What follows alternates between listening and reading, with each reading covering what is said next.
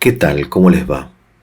Santo Tomás se pregunta en la Suma Teológica si Dios se hubiese encarnado si el hombre no hubiera pecado. Vamos a reflexionar un poco acerca de esto. En primer lugar, Tomás, y esto ya es interesante, responde inicialmente de una forma poco habitual, porque generalmente él inmediatamente, al inicio ya de sus capítulos, ¿no?, toma posición por una u otra postura. En cambio acá, él acepta que puede haber diversas opiniones. Dice circa hoc, dice acá en latín, ¿no? Diverse modo opinantur. Hay como diversas opiniones, ¿no? Esto es interesante porque él considera que bien puede haber diversas opiniones válidas, legítimas, fundadas acerca de este tema. ¿Y por qué acerca de este tema y por qué no acerca de todos los temas? Bueno, porque no todos los temas son no solamente igualmente importantes y no tenemos la misma certeza subjetiva acerca de ellos, ¿no? Pero fundamentalmente la diversidad, ¿a qué se debe? ¿Por qué, por ejemplo, San Francisco de Sales opina de una forma, Orígenes de otra, San Alberto Magno de otra, el Beato Duns Scoto de otra, San Buenaventura de otra y no sé, y el padre Garrigou Lagrange de otra? Bueno, porque por más que unidad del tema hay diversidad de perspectiva, ¿no? Podemos acercarnos a una misma realidad desde diversos puntos de vista y esto ya es importante. Nos aproximamos a un punto desde el este, desde el norte, desde el oeste, de día, de noche, desde arriba, desde abajo, ¿no? Y entonces ese camino de aproximación obviamente impone una determinada perspectiva. Lo vemos desde otra forma, ¿no? Vemos otra cosa, el que ve desde un lugar la misma cosa que el que lo ve desde el punto de vista contrario. Y recordemos, por otro lado, que todo lo que se recibe al modo del recipiente, ¿no? Y por eso nos formamos un determinado juicio acerca de las cosas según nuestra propia disposición. Hay santos que son como más afectivos, hay teólogos que son más racionales, unos son más pastorales, otros son más teológicos, etcétera, ¿no? Si el mismo, por ejemplo, San Buenaventura dice, bueno, desde el punto de vista de la razón parece que Dios no se hubiese encarnado, pero desde el punto de vista de la pastoral parece que conviene decir que se hubiese encarnado, como estableciendo aquí una distinción en el mismo corazón del teólogo entre lo que puede ser más verdadero y lo que puede ser más útil, ¿no? Es interesante esto, claro, pues la teología tiene una finalidad práctica, no exclusivamente especulativa. La teología está llamada a predicar, ¿no?, y a mover los corazones, etc. Bien, entonces ya tenemos aquí algunos temas interesantes, algunos puntos que vale la pena marcar, ¿no? En primer lugar, hay cosas que son opinables. Circa hoc, diverse modo opinantur. Muy bien, es interesante, ¿no? No hay que confundir aquí la unidad de la Iglesia con la uniformidad de criterios. Una cosa es la unidad de la fe y otra cosa es la uniformidad en todas las cosas, ¿no? En la Iglesia hay mucha diversidad litúrgica, doctrinal, en fin, hay diversas formas, diversas perspectivas, diversas tradiciones, siendo siempre la misma Iglesia. Entonces hay cosas que son opinables, no quiere decir que todo sea opinable, y por eso lo importante es distinguir también qué es lo opinable, cómo saber qué tal cosa es opinable. Si les parece, nos detenemos un segundo acerca de esto, que es un tema más filosófico que teológico, pero es importante porque hoy la tendencia cultural, fuera de la Iglesia me refiero, también quizá un poco dentro, pero sobre todo en el ámbito secular, es reducir toda afirmación a opinión, ¿no? O sea, todo es opinable, todo es interpretación, Dice Vattimo, ¿no? El filósofo tan famoso italiano, y lo repiten, ¿no? Como loros todos los filósofos, no existe la verdad, ¿no? Todo es opinión, todo es opinión. Bien, bien, entonces veamos qué es esto de la opinión, por lo menos si someramente. Por ejemplo, si yo digo que una comida, tal comida, ¿no? es fea, no estoy diciendo obviamente que es fea siempre y para todos, sino que para mí. Es mi opinión, mi gusto, mi sentir, ¿no? Como decimos, sobre gusto no hay nada escrito. O sea, me parece que es fea, no me gusta, ¿sí? Esta afirmación no excluye que para otros esa misma comida sea rica, ¿verdad?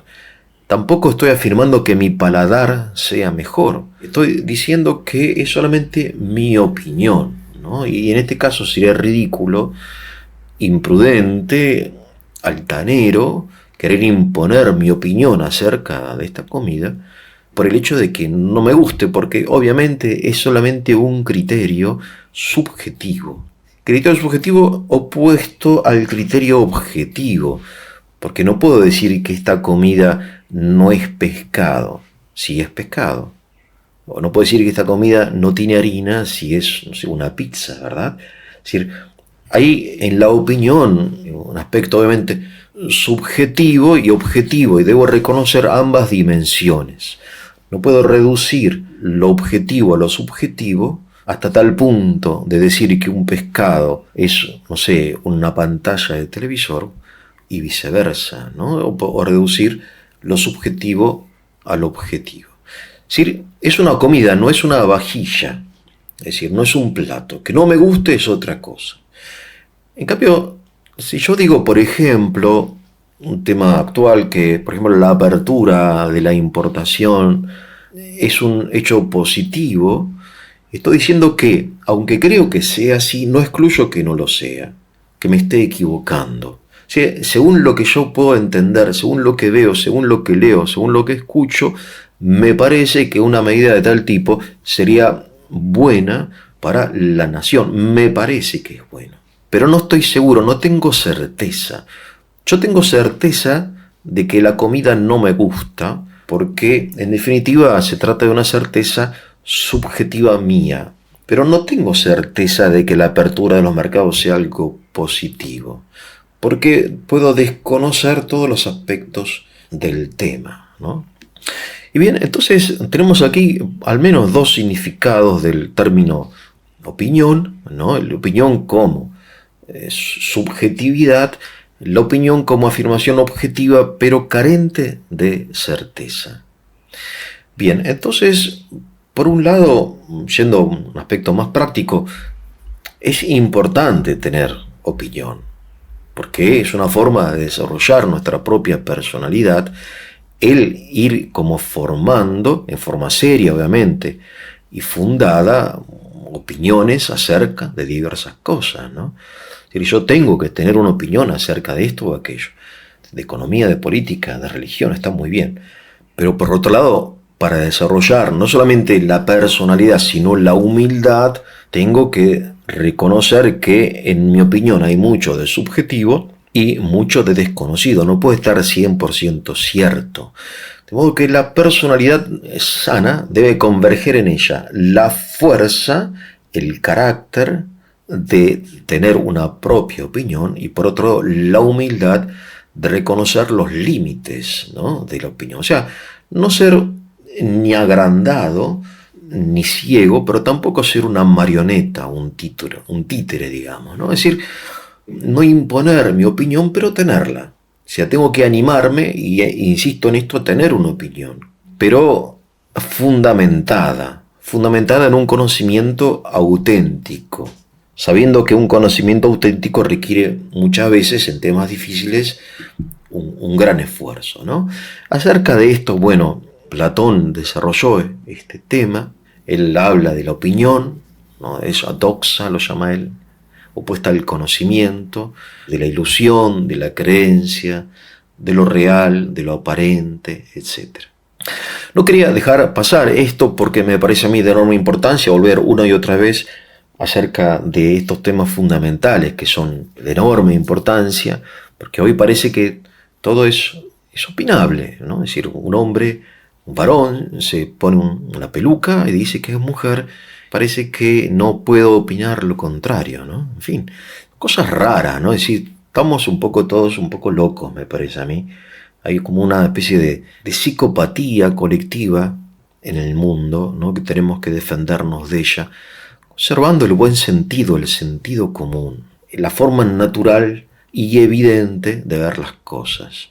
Bien, circa hoc diverse modo opinantur. Vamos al tema que nos ocupa entonces. Los santos padres, los teólogos opinan de diversa forma. Hay una introducción muy extensa y muy detallada de este tema en la introducción a esta cuestión en la edición de la BAC, ¿no? Biblioteca Autores Cristianos, edición de la Suma Teológica, donde el autor, que es un teólogo muy erudito, trae textos de diversos padres, de muchos padres, que opinan de una y otra forma, ¿no? Entonces, la diversidad dentro de la unidad. Sí, por ejemplo, San Juan Evangelista habla de Cristo como el Logos divino, ¿no? En el principio era la palabra. San Mateo, en cambio, habla de Cristo como el Hijo del Hombre. San Pablo habla de Cristo como el mediador, el sacerdote, la víctima, etc. Tal es así que para un observador poco atento parecería que Juan, Mateo y Pablo pertenecen, digamos, a religiones o doctrinas o sectas diferentes, ¿no? Cuando en realidad ellos pertenecen a la única iglesia, aunque se aproximan a este misterio del Verbo encarnado en forma distinta. Acerca de esto hablamos cuando hablamos de los nombres de Cristo recientemente en un audio que grabé aquí en el canal. Bien. Tomás entonces dice, bueno, acerca de esto hay diversas opiniones, pero mi opinión es esta. O sea, no dice que él no tiene opinión, sino que él va a dar una opinión, pero él reconoce que es una opinión, ¿no? Y en este caso, él mismo reconoce que es una opinión fundada en qué. Y esto es lo interesante desde el punto de vista de la metodología de Tomás. Ustedes recordarán cuando hablamos de la conveniencia de la encarnación, él trata acerca de esto partiendo de un principio bellísimo, muy fecundo, de la filosofía, no de la teología, ¿no? Bonum diffusivum sui, dice Tomás. El bien es difusivo y como Dios es amor, es propio del amor no solamente compartir con las criaturas el ser, haciendo que ellas existan, o sea, que estén fuera de la nada, sino que movido por su infinito amor, él debía compartir no solamente el ser, sino su propia divinidad, divinizar la criatura, ¿no? De eso, en definitiva, se trata, ¿no? Theosis, la divinización. Bien, entonces, desde el punto de vista de la lógica del bien y del sumo bien, parecería que la encarnación es como la conclusión lógica de este proceso de creación y divinización, ¿no? O sea, lo que es la creación al principio de la humanidad sería la divinización en Cristo. O sea, no solamente el hombre es criatura, sino hijo de Dios, y todo el universo en el hombre parecería divinizarse, ¿no? En Cristo. Bien. Ella entonces sería una postura lógica y obviamente no carece de lógica, por eso es fuerte. Repito, es un principio que Tomás utiliza, no es que él no lo usa, sino que lo usa como argumento principal en un artículo anterior. Sin embargo, aquí cuando trata de la relación entre la encarnación y el pecado original, él no usa este principio, y esto es interesante. Él dice, bueno, aquí la filosofía es insuficiente. La filosofía es insuficiente. Aquí hay que recurrir a otra fuente, no filosófica, sino teológica, a saber, la Sagrada Escritura. Leo las cosas que dependen únicamente de la voluntad divina, fuera de todo derecho por parte de la criatura, solo podemos conocerlas por medio de la Sagrada Escritura. Entonces, Tomás dice que aunque Dios es amor y amor infinito, y aunque estaría en la lógica del amor la encarnación, sin embargo, la encarnación es algo que depende de su voluntad. Este es el punto fundamental, creo yo, para iluminar este tema. ¿Qué es esto de que algo dependa de la voluntad? ¿Qué es lo que depende de mi voluntad y no depende de mi voluntad? Por ejemplo, ¿puede el sol no iluminar o no calentar? No, no. Obviamente, el sol necesariamente, por su naturaleza, ilumina y calienta, ¿no? ¿Puede un hombre bueno dejar de ser bueno? Y no, mientras es bueno, no, pero él está obligado a hacer tal o cual acción a semejanza del sol, ¿no? ¿Puede un buen docente decidir no enseñar? Y puede. ¿Quiere decir que sea un mal docente? No, pero no es una acción necesaria de la naturaleza, sino de la persona. Es decir, en definitiva aquí nos encontramos en el mismo Dios con esta distinción fundamental de la teología que es entre naturaleza y persona. Vale decir que el bien no puede dejar de serlo y sin embargo el benefactor, por más bueno que sea, realiza su acción y comparte su beneficio en forma libre. No está obligado a hacer el bien por más bueno que sea. Es más, parecería que deja de ser bueno. Sí estaría obligado, ¿verdad? Dejaría de ser libre para empezar a ser, en fin, a obrar en forma necesaria, inconsciente, como por medio de emanación necesaria, ¿no? Como unos representan a Dios.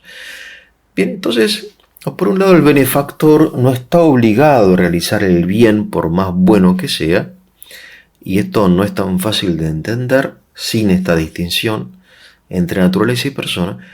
Y por otro lado, el beneficiado no tiene derecho a exigir del benefactor aquello que en justicia no le corresponde. Se trata de un beneficio, ¿no? Es decir, yo como empleado tengo derecho a exigir de mi empleador el salario, pero no tengo derecho a exigir de mi empleador, no sé, que me regale parte de la producción, por ejemplo, ¿no? Sí, puede regalármela o no. Es decir, el hijo pródigo no podía ir, no debía ir a la casa del padre y decir, bueno, vos sos bueno, por lo tanto estás obligado a recibirme. No, imagínense, ustedes son un hijo pródigo, así que luego de haber derrochado toda su herencia, venga con exigencias al padre, ¿no? Como vos sos bueno, como una vez me dijo a mí, ¿no? Un amigo, ex amigo mío, me pidió dinero prestado, ¿no? Y yo se lo presté.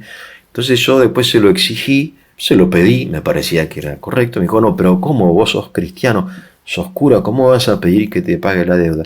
Sí, bueno, ¿qué tiene que ver, no? Es decir, no es un detalle esto, ¿no? Porque fíjense ustedes que esto de la naturaleza de la persona tiene hasta consecuencias muy, muy prácticas, ¿no? Por ejemplo, una hija, ¿no? Recuerdo un caso concreto, ¿no? Con nombre y apellido, en otro país, le dice a la madre anciana, mamá, si me querés y porque sos muy buena, tenés que irte a un asilo de ancianos para que yo pueda vivir aquí en tu casa con mi novio.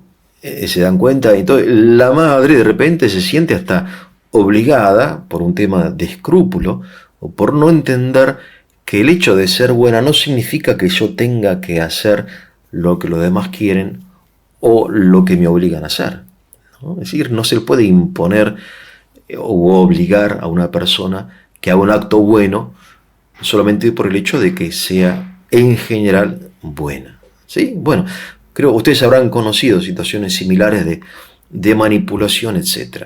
En definitiva, el amor no es un impulso ciego, como puede ser el calor o la luz del sol, sino que es un don de la libertad, y solamente así es amor. De modo que el hombre no tiene derecho a ser adoptado por Dios, aunque Dios por su infinita bondad no hubiera dejado de hacerlo. Es decir, puede ser que encontremos una forma de conciliar ambas posturas, ¿no? De esta forma. O sea que, aunque el hombre no hubiera tenido derecho, Dios quizá no hubiera dejado de hacerlo, aunque hubiera sido un acto libre de Dios, ¿no? En fin, algunas veces Tomás, entre paréntesis, responde en forma compleja cuando dice, por ejemplo, por parte de, ¿no? Ex parte dei, ¿no? Ex parte hominis, etc., por parte del cuerpo, o por parte del alma, por parte de Dios, por parte del hombre, por parte de la naturaleza, por parte de la persona, por parte de la justicia, por parte del amor, etcétera, ¿no? Claro, porque algunas cuestiones no tienen una solución sencilla, sino que se pueden considerar, como dice Tomás al inicio de este artículo, por parte de, ¿no? Es decir, de diversas perspectivas. Es una polémica interesante que Tomás asume y que él, bueno, asume una respuesta. Dice así: lo que depende de la voluntad de Dios solamente puede ser conocido por revelación, por la Sacra Escritura. Es interesante aquí cómo Tomás acentúa la importancia de la Biblia, de la palabra escrita de Dios, ¿no? Que de este hecho de carácter literario, palabra escrita, los evangelios, las cartas apostólicas, ¿qué nos dicen? Bueno, nos dicen que Jesús vino al mundo para salvar al hombre. Hay, sin embargo, y con esto voy terminando, una postura intermedia que es la que confiesa San Francisco de Sales, por ejemplo, santo de la Edad Moderna, que dice que, junto con otros autores de su época, dice: Dios se hubiese hecho hombre, pero no hubiera muerto en la cruz. Esto es sumamente interesante, porque nos revela el carácter trágico de la encarnación. Claro, si el hombre no hubiese pecado, el Señor hubiera sido recibido con los brazos abiertos por parte de la humanidad, ¿no? Así como el rey esperado, como el deseado de las naciones, como lo llama uno de los profetas. Es decir, como aquel que era esperado por el hombre, por el viejo Adán. Pero sin embargo, como telón de fondo del Evangelio, encontramos el rechazo de Dios por parte del hombre. Es decir, no olvidemos nunca lo que dice el Evangelio, que la luz vino a este mundo y el mundo no la recibió, los hombres no la recibieron. Es más, dice San Juan, los hombres prefirieron las tinieblas a la luz. Bueno, este carácter trágico, cuyo desenlace es la pasión, ¿no? Que la pasión por parte del hombre no es otra cosa que el resultado del rechazo de la luz, y entonces la luz es crucificada por parte del hombre, insisto en esto. Si el hombre no hubiese pecado, si no hubiera iniciado este diálogo con el enemigo, diálogo que se inició con Adán, ¿no? Durante el pecado original, entonces el Señor se hubiese encarnado, pero no hubiese padecido, hubiese asumido una carne no pasible, la llama la teología, o sea, que no hubiera sufrido lo que sufrió, no hubiese sido recibido como un héroe y no como así, no en un pesebre en Belén o como un miserable crucificado junto a dos ladrones, ¿no? Esto es la tragedia, ¿no?, de la encarnación. Ahora, el carácter trágico de la encarnación, dice San Francisco de Sales, no es inherente a la encarnación, sino que es inherente a la encarnación en un estado, en el estado actual de cosas, ¿no?, en la naturaleza caída. Bien. Tomás, que es muy anterior a San Francisco de Sales, opina, sin embargo, aquí que, en definitiva, que según lo que nosotros sabemos, aunque él insiste, no lo podemos saber, Dios, a ciencia cierta, lo que Dios hubiese hecho, que es algo oculto, lo que Dios hizo sí lo sabemos, lo que hubiese hecho no lo sabemos, ¿no?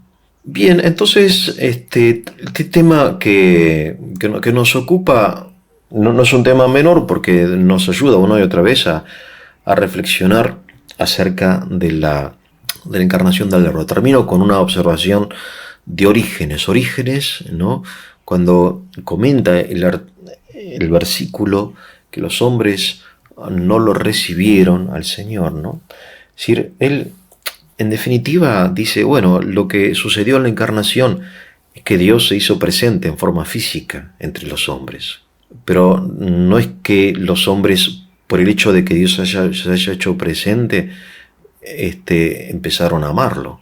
Es decir, los que lo esperaban, los que estaban dispuestos a amarlo, lo reconocieron al verlo, al Señor, ¿no?, hecho hombre, pero aquellos que lo rechazaron, ¿no? O sea, la dialéctica fundamental entre lo visible y lo invisible, y entre la presencia y la ausencia, no suprime la dialéctica, ¿no?, entre la buena o la o la mala disposición, ¿verdad?